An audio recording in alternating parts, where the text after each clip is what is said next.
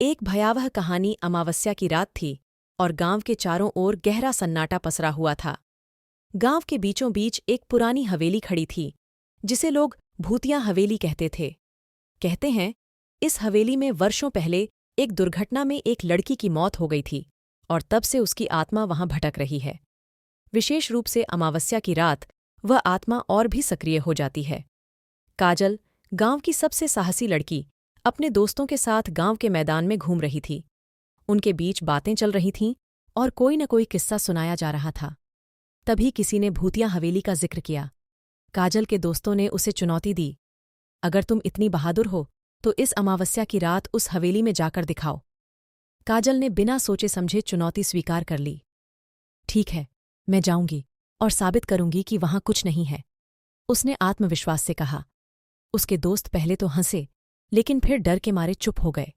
हवेली की तरफ जाते हुए काजल ने महसूस किया कि उसके दोस्तों के कदम धीमे पड़ गए हैं और वे हवेली के गेट के पास ही रुक गए। काजल ने अपने दोस्तों की तरफ देखा और बोली, तुम सब यहीं रुको, मैं अंदर जाकर जल्दी ही वापस आऊंगी।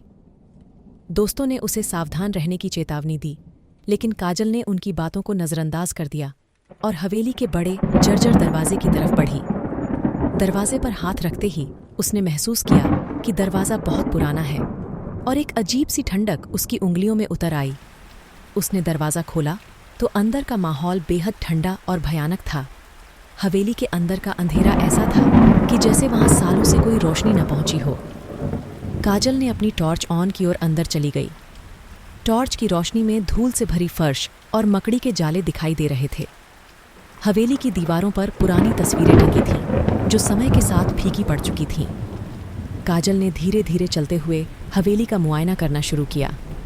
अचानक उसे एक कमरे का दरवाज़ा दिखा, जो थोड़ा खुला हुआ था। उसने दरवाजे को और खोलते हुए अंदर झांका। कमरे के बीचों बीच एक पुराना आईना था। आईना बड़ा और सजावटी था, लेकिन उस पर भी धूल की मोटी परत छड़ी हुई थी। धुंधला सा प्रतिबिंब दिखाई देने लगा। काजल ने आईने में ध्यान से देखा, लेकिन उसका अपना चेहरा दिखाई नहीं दे रहा था। अचानक आईने में एक और चेहरा उभर आया। ये चेहरा एक युवा लड़की का था, जिसकी आंखें बड़ी और भयावह थीं।